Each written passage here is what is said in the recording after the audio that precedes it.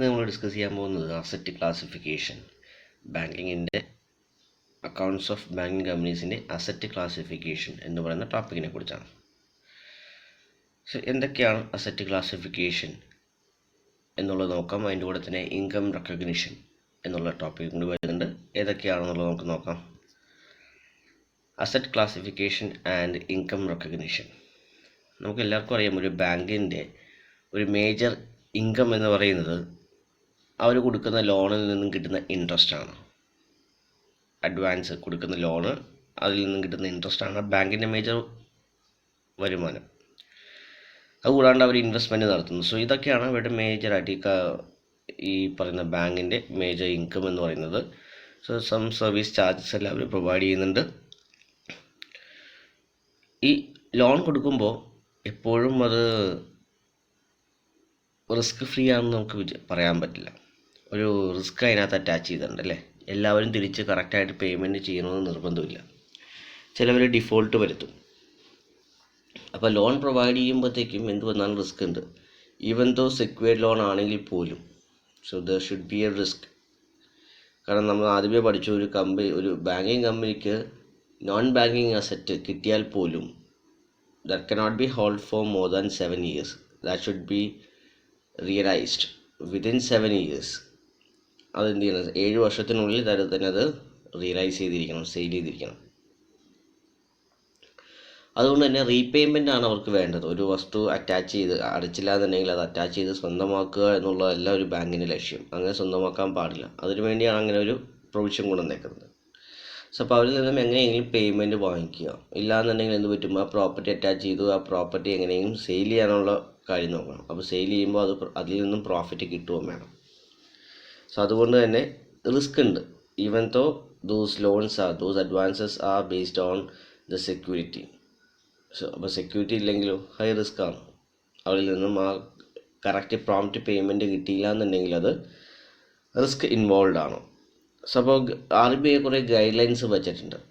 ഒരു loan provide ചെയ്യുമ്പോൾ കുറേ ഗൈഡ് ലൈൻസ് വെച്ചിട്ടുണ്ട്. റിസ്ക് അസോസിയേറ്റ് ചെയ്തിരിക്കുന്ന ഓരോ ലോണിനും, ഓരോ കൈൻഡ് ഓഫ് ലോണിനും അതിൻ്റേതായ ഒരു കണ്ടീഷൻസ് വെച്ചിട്ടുണ്ട്. സോ അതിനെ ബേസ് ചെയ്ത് ബാങ്കിൻ്റെ ലോണിനെ രണ്ടായിട്ട് ക്ലാസിഫൈ ചെയ്തിട്ടുണ്ട്. പെർഫോമിംഗ് അസറ്റ് എന്നും നോൺ പെർഫോമിംഗ് അസറ്റ് എന്നും എന്നുള്ള രീതിയിൽ രണ്ടായിട്ട് ക്ലാസിഫൈ ചെയ്യുന്നു ലോണിനെ അല്ലെങ്കിൽ അഡ്വാൻസിനെ. സോ അപ്പോൾ അതിനകത്ത് പെർഫോമിംഗ് അസറ്റ് എന്ന് പറയുന്നത് ഇൻകം എല്ലാം റെഗുലറായിട്ട് കിട്ടുന്നുണ്ട്. അതായത് കസ്റ്റമർക്ക് കൊടുത്ത ലോണിൽ നിന്നും ഇൻകം എന്ന് പറയുന്നത് ഇൻട്രസ്റ്റ് ആണ്. അതിൽ നിന്നും റെഗുലറായിട്ട് ഇൻട്രസ്റ്റ് വിത്ത് പ്രിൻസിപ്പൽ എമൗണ്ട്, ഒരു EMI എന്ന് പറയുന്നത് ബാങ്കിൽ നിന്നും നമ്മൾ ലോൺ കിട്ടിയതിന് ശേഷം നമ്മൾ അടക്കുന്ന ഇക്വേറ്റഡ് മന്ത്ലി ഇൻസ്റ്റാൾമെൻറ്റ്, അതാണ് EMI. ആ EMIനകത്ത് നമുക്കറിയാം ഇൻട്രസ്റ്റ് ഉണ്ടാവും, പ്രിൻസിപ്പൽ എമൗണ്ട് ഉണ്ടാവും. അപ്പോൾ അത് രണ്ടും റെഗുലറായിട്ട് മുടങ്ങാതെ അടക്കുന്നുണ്ടെങ്കിൽ അത് നമുക്ക് എന്ത് പറയാം, പെർഫോമിംഗ് അസറ്റ് ആണെന്ന് പറയാം. സോ അതിനകത്ത് വലിയ റിസ്ക് ഒന്നുമില്ല. അങ്ങനെ ഒരു അക്കൗണ്ടിനകത്ത് വലിയ റിസ്ക് ഇല്ല. റിസ്ക് ഫാക്ടർ തീരെ ഇല്ല എന്ന് പറയാൻ പറ്റില്ല. നാളെ ഒരു ദിവസം അവർ അടച്ചില്ലെങ്കിലോ there is a chance is there. So അതുകൊണ്ട് ഒരു നോർമൽ റിസ്ക് ആണ്. സാധാരണ രീതിയിലുള്ള ഏതൊരു ബിസിനസ് നടത്തുമ്പോഴും ഉള്ള ഒരു നോർമൽ റിസ്ക് ആണ് അവരെ അസോസിയേറ്റ് ചെയ്തിരിക്കുന്നത്. സോ അടുത്തതാണ് നോൺ പെർഫോമിംഗ് അസറ്റ് ആണ്, NPA. പെർഫോമിംഗ് അസറ്റ് എന്ന് പറഞ്ഞാൽ PA ആണ്. ഇവിടെ NPA, നോൺ പെർഫോമിംഗ് അസറ്റ് ആണ്. ഇവിടെ റെഗുലർ അല്ല, ഇൻകം റെഗുലർ അല്ല. നമുക്ക് ഇൻകം കിട്ടുന്നില്ല, മുടക്കം വന്നു. ഇൻട്രസ്റ്റും പ്രിൻസിപ്പൽ എമൗണ്ടും കൂടിയുള്ള EMI മുടക്കം വന്നു. അവർ പറയുന്നത് ഫോർ മോർ ദാൻ 90 days ആണ്. 90 days ആയിട്ട് ആ പറയുന്ന അസറ്റ്, ആ പറയുന്ന ലോണിൽ നിന്നും ബാങ്കിനൊരു റിട്ടേൺ കിട്ടുന്നില്ല. സോ അപ്പോൾ ടേം ലോണിൻ്റെ കേസിലായാലും മറ്റുള്ള ലോണിൻ്റെ കേസിലായാലും 90 days ഇൻട്രസ്റ്റ് വിത്ത് ഇൻസ്റ്റാൾമെൻറ്റ് ഓവർ ഡ്യൂ ആണ്.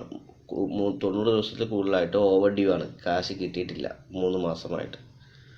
സോ അങ്ങനെയുള്ള അസറ്റുകളെ, ആ ലോണുകളെയാണ് നോൺ പെർഫോമിംഗ് അസറ്റ് എന്ന കാറ്റഗറിയിൽ ഉൾപ്പെടുത്തിയിരിക്കുന്നത്.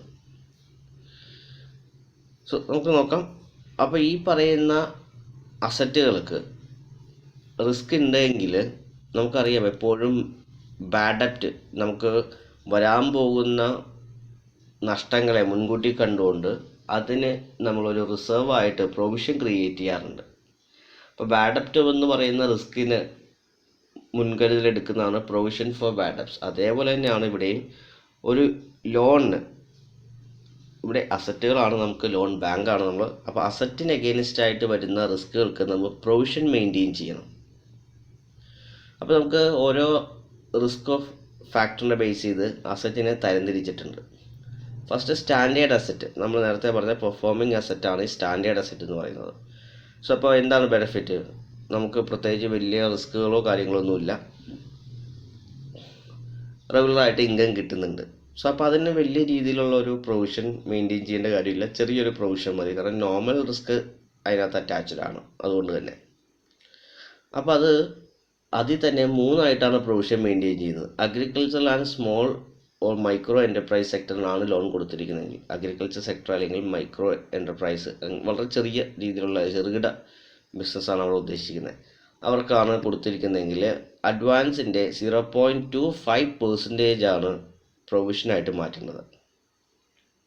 നമ്മൾ കൊടുക്കുന്ന അഡ്വാൻസിൻ്റെ 1 lakh ആണെങ്കിൽ അതിൻ്റെ 0.25% റിസർവ് ആയിട്ട് അല്ലെങ്കിൽ പ്രൊവിഷനായിട്ട് മാറ്റിയാൽ മതി. റിയൽ എസ്റ്റേറ്റിൽ, അത് കൊമേഴ്ഷ്യൽ റിയൽ എസ്റ്റേറ്റ് ആണ് ലോൺ കൊടുത്തിരിക്കുന്നത്. കൊമേഴ്ഷ്യൽ റിയൽ എസ്റ്റേറ്റിനാണ് എങ്കിൽ 1% real estate business, commercial purpose എന്നുള്ള റിയൽ എസ്റ്റേറ്റ് ബിസിനസ് ആണെങ്കിൽ അഡ്വാൻസ് കൊടുത്തതിന് 1%. വേറെ ഏത് ലോണാണെങ്കിലും അഡ്വാൻസിൻ്റെ 0.40% ആയിരിക്കും പ്രൊവിഷനായിട്ട് മാറ്റേണ്ടത്. അപ്പോൾ 3 ആയിട്ടാണ് പറഞ്ഞത്. ഒന്ന് അഗ്രികൾച്ചർ അല്ലെങ്കിൽ സ്മോൾ സ്കെയിൽ എൻ്റർപ്രൈസിൻ്റെ കേസിൽ, അല്ലെങ്കിൽ മൈക്രോ എൻ്റർപ്രൈസിൻ്റെ കേസിൽ 0.25%, കൊമേഴ്ഷ്യൽ റിയൽ എസ്റ്റേറ്റിനാണെങ്കിൽ 1%, വേറെ ഏത് ലോൺ ആണെങ്കിലും 0.40%. അപ്പോൾ ക്വസ്റ്റ്യനിൽ പ്രത്യേകിച്ചൊന്നും മെൻഷൻ ചെയ്തിട്ടില്ല എങ്കിൽ we can go for 0.4% of provision. Okay, അടുത്തതാണ് സബ്സ്റ്റാൻഡേർഡ് അസറ്റ്. അതായത് NP ആയിട്ട് 12 മാസം എക്സീഡ് ആയിട്ടില്ല, നോൺ പെർഫോമിംഗ് അസറ്റായിട്ട് 12 മാസത്തിനേക്കാൾ കുറവാണ്, 12 മാസം കഴിഞ്ഞിട്ടില്ല, അങ്ങനെയുള്ളതാണ് സബ്സ്റ്റാൻഡേർഡ് അസറ്റ് എന്നുള്ള കാറ്റഗറിയിൽ പെടുത്തിയിരിക്കുന്നത്. അപ്പോൾ പ്രൊവിഷൻ ഫോർ സബ്സ്റ്റാൻഡേർഡ് അസറ്റ് എന്ന് പറഞ്ഞാൽ സെക്വേർഡ് അൺസെക്വേർഡ് അങ്ങനെ 2 ആയിട്ട് ബേസിക്കലി കാറ്റഗറി ചെയ്യുന്നു. സെക്വേർഡ് ആണെങ്കിൽ, സബ്സ്റ്റാൻഡേർഡ് അസറ്റ് സെക്വേർഡ് ആണെങ്കിൽ 15% ആണ് നമ്മൾ കൊടുത്ത അഡ്വാൻസ്. 1 lakh ആണെങ്കിൽ 15,000 നമ്മൾ പ്രൊവിഷനായിട്ട് മാറ്റി വെക്കണം. അൺസെക്വേർഡ് ആണെങ്കിലോ 25% മാറ്റി വെക്കണം, 25,000 അപ്പം മാറ്റി വെക്കേണ്ടി വരും. സോ അൺസെക്വേർഡ് തന്നെ ഇൻഫ്രാസ്ട്രക്ചറിന് അഗെയിൻസ്റ്റ് ആണ്, അല്ലെങ്കിൽ some case of safeguard is there, ഒരു ചെറിയൊരു പ്രൊട്ടക്ഷനൊക്കെ ഉണ്ടെങ്കിൽ 20% ആണ്. സോ ഇൻഫ്രാസ്ട്രക്ചറിലാണ് സബ്സ്റ്റാൻഡേർഡ് അസറ്റ് ആയത്, ലോൺ കൊടുത്തത് ഇൻഫ്രാസ്ട്രക്ചറിലാണ്, അതാണ് സബ്സ്റ്റാൻഡേർഡ് ആയത്. സബ്സ്റ്റാൻഡേർഡ് എന്ന് പറഞ്ഞപ്പോൾ എങ്ങനെയാണ്? NPA, നോൺ പെർഫോമിംഗ് അസറ്റായിട്ട്, അതായത് റിട്ടേൺ കിട്ടുന്നില്ല, ആ പറയുന്ന ലോണിൽ നിന്നും റിട്ടേൺ കിട്ടുന്നില്ല, 12 മാസം പക്ഷെ ആയിട്ടില്ല, കവിഞ്ഞിട്ടില്ല, അങ്ങനെയുള്ളതാണ് സബ്സ്റ്റാൻഡേർഡ് അസറ്റ് എന്ന് പറയുന്നത്. അടുത്തത് കാറ്റഗറി എന്ന് പറഞ്ഞാൽ ഡൗട്ട്ഫുൾ അസറ്റ്സ് ആണ്. ഡൗട്ട്ഫുൾ അസറ്റ്സ് എന്ന് പറഞ്ഞാൽ ഇതേപോലെ തന്നെ NPA ആയിട്ട്, ഇവിടെ PF എന്നാണ്, അത് തെറ്റാണ്, PF അല്ല, NPA ആയിട്ട് 12 മാസത്തിൽ കൂടുതലായി,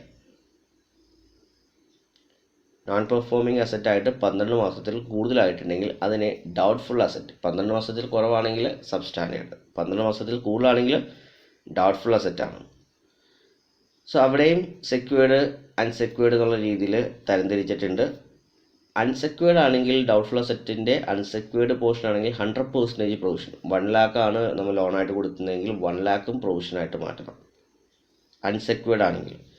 സെക്വേർഡ് ആണെങ്കിൽ ഈ താഴെ പറയുന്ന രീതിയിൽ അപ് ടു 1 year വരെയുള്ള അസറ്റ് ആണെങ്കിൽ, ലോൺ കൊടുത്താണ് അപ് ടു 1 year വരെ ആണെങ്കിൽ 25%, 1 to 3 year ഡൗട്ട്ഫുൾ ഡെപ്റ്റ്സ് ആയിട്ട് 1 to 3 year ആണെങ്കിൽ 40%, doubtful debts more than 3 year ആണെങ്കിൽ 100% പ്രൊവിഷൻ മാറ്റണം. ഇതൊക്കെ പെർസെൻറ്റേജ് എടുക്കുന്നത് എല്ലാം അഡ്വാൻസിൻ്റെയാണ്. ഇപ്പോൾ ഡൗട്ട്ഫുൾ അസറ്റ്സ് 2 ആയിട്ട് കാറ്റഗറൈസ് ചെയ്തു, secured unsecured.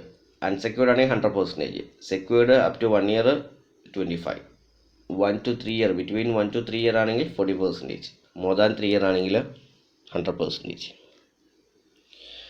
Then last category of asset എന്ന് പറയുന്നത് ലോസ് അസറ്റാണ്. നമുക്ക് അൺകളക്റ്റബിൾ ആണ്. Okay, consider as uncollectible. ഇവിടെ കളക്റ്റബിൾ എന്ന് എഴുതിയിരിക്കണം, അൺകളക്റ്റബിൾ ആണ്. നമുക്ക് കളക്ട് ചെയ്യാൻ പറ്റാത്ത രീതിയിലേക്ക് പോയി, പക്ഷെ അത് എഴുതി തള്ളിയിട്ടില്ല. മൊത്തമായിട്ടോ പാർഷ്യലായിട്ടോ അത് എഴുതി തള്ളിയിട്ടില്ല, പക്ഷെ അത് അൺകളക്റ്റബിൾ ആയിട്ട് ഇരിക്കുവാണ്. അങ്ങനെയുള്ളതാണ് ലോസ് അസറ്റ്. 100% ആണ്. ഔട്ട്സ്റ്റാൻഡിങ് ലോണിൻ്റെ 100% മെയിൻറ്റെയിൻ ചെയ്യണം. നമുക്ക് എത്രയാണോ ഇനി കിട്ടാനുള്ളത് അതിൻ്റെ 100%ഉം നമ്മൾ പ്രൊവിഷനായിട്ട് മെയിൻറ്റെയിൻ ചെയ്യണം. സോ ഇങ്ങനെയാണ് അസറ്റിനെ ക്ലാസിഫൈ ചെയ്തിരിക്കുന്നത്. അതിൻ്റെ റിസ്ക് അസോസിയേറ്റ് വെച്ചതുമായി ബന്ധപ്പെട്ട് അസറ്റിനെ ക്ലാസിഫൈ ചെയ്തിരിക്കുന്നതാണ്. സ്റ്റാൻഡേർഡ് അതിൽ 3 തിരിക്കുന്നു. 0.25 micro enterprise or agriculture, 1% for commercial real estate, 0.40 other. Then substandard asset. Substandard asset എന്താണെന്നുള്ളത് പറഞ്ഞു. Not more than 12 months NP ആയിട്ട് നോട്ട് മോർ ദാൻ 12 months ആണെങ്കിൽ അത് സബ്സ്റ്റാൻഡേർഡ് അസറ്റാണ്. സോ ഈ സബ്സ്റ്റാൻഡേർഡ് അസറ്റിനെ 2 തിരിക്കുന്നു. Secured, unsecured. സെക്യൂർഡ് ആണെങ്കിൽ 15%, അൺസെക്യൂർഡ് ആണെങ്കിൽ 25%, ഇൻഫ്രാസ്ട്രക്ചറിലാണെങ്കിൽ അത് 20%. ദെൻ പിന്നെ ഡൗട്ട്ഫുൾ അസറ്റാണ്. മോർ ദാൻ 12 months NP ആയിരിക്കുന്നതാണ് ഡൗട്ട്ഫുൾ അസറ്റ്സ്. അൺസെക്യൂർഡ് ആണെങ്കിൽ 100%. സെക്യൂർഡ് 3 കാറ്റഗറി ചെയ്യുന്നു. അപ് ടു 1 year ആണെങ്കിൽ 25, 1 to 3 year ആണെങ്കിൽ, ബിറ്റ്വീൻ 1 to 3 year ആണെങ്കിൽ 40, മോർ ദാൻ 3 ആണെങ്കിൽ 100, ലോസ് അസറ്റ് ആണെങ്കിൽ 100%. സോ നമുക്കൊരു പ്രോബ്ലം ചെയ്ത് നോക്കാം. ഇതുമായി ബന്ധപ്പെട്ടൊരു പ്രോബ്ലം ചെയ്താൽ നമുക്കൊന്നും കൂടി ക്ലാരിറ്റി കിട്ടും. Question: from the following information ascertain the provision required to be shown in the profit and loss account of Canara Bank for the year ended 31st March 2020. Standard assets 1 lakh, substandard asset secured 10,000 and secured 3,000. Doubtful up to 1 year 7,000, up to 3 year, that means between 1 to 3 year ആണ്. 4,000, more than 4 years അല്ലെങ്കിൽ 3 years category വരുന്നതാണ്. 4 years 2,000. Loss assets 5,000. So ഇതാണ് question. So ഇതിൽ നിന്നും എങ്ങനെ provision നമുക്ക് maintain ചെയ്യാം എന്നുള്ളതാണ് ഇനി പറയാൻ പോകുന്നത്. നമ്മളതിനെ അസറ്റ്, എമൗണ്ട്, റേറ്റ് എന്ന് പറയുന്നത് ഇവിടെ പ്രൊവിഷൻ്റെ റേറ്റ് ആണ്. ദെൻ കാൽക്കുലേഷൻസ് എല്ലാം ചെയ്തിട്ടില്ല, ഫസ്റ്റത്തെ കാൽക്കുലേഷൻ മാത്രം, ബാക്കി അതെല്ലാം അതേപോലെ തന്നെ. ദെൻ പ്രൊവിഷൻ എമൗണ്ട് എത്രയാണെന്നുള്ളത്. മറ്റ് അഡ്വാൻസ് എമൗണ്ട് ആണ് ആദ്യത്തത്, ലാസ്റ്റത്തത് പ്രൊവിഷൻ്റെ എമൗണ്ട് ആണ്. ഓക്കെ,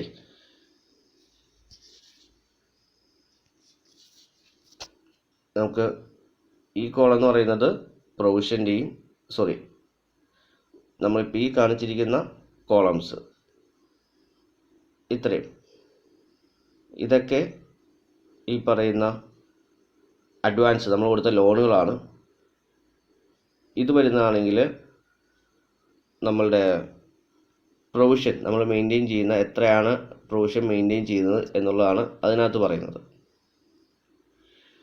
സോ അപ്പോൾ നമുക്ക് നോക്കാം എങ്ങനെയാണ് മെയിൻറ്റെയിൻ ചെയ്യുന്നത് എന്നുള്ളത് നമുക്ക് നോക്കാം. First standard അസറ്റാണ്.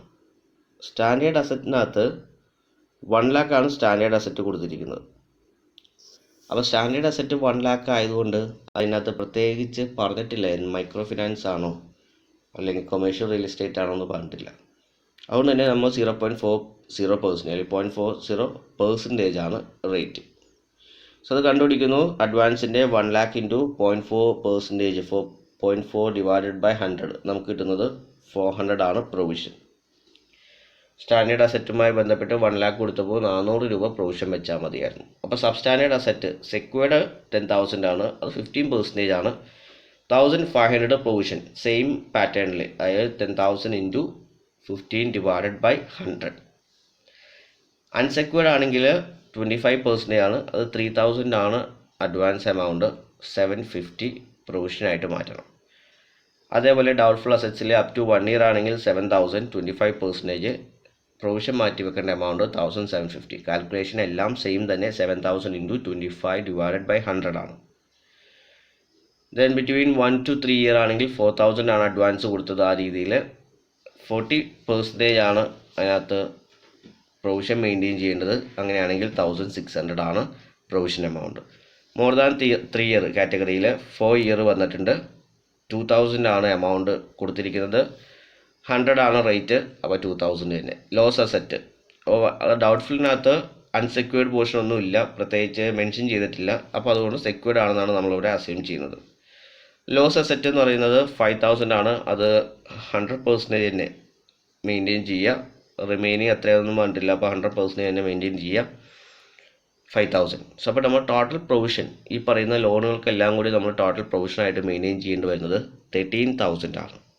സോ ഇങ്ങനെയാണ് അസറ്റിനെ ബേസ് ചെയ്ത് റിസ്കിനെ ബേസ് ചെയ്ത് അസറ്റിനെ ക്ലാസിഫൈ ചെയ്യുന്നതും അതിനെ ബേസ് ചെയ്ത് പ്രൊവിഷൻ മെയിൻറ്റെയിൻ ചെയ്യുന്നതും RBI പറയുന്ന ഇൻസ്ട്രക്ഷൻസ് ആണ് ഇത് പറഞ്ഞിരിക്കുന്നത്. സോ നമുക്ക്